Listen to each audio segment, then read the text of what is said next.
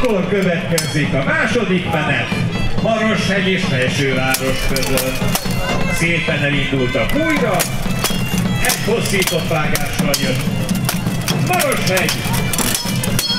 Hopp, ott volt a sisak teteje, nagyon szépen Felsővárostól.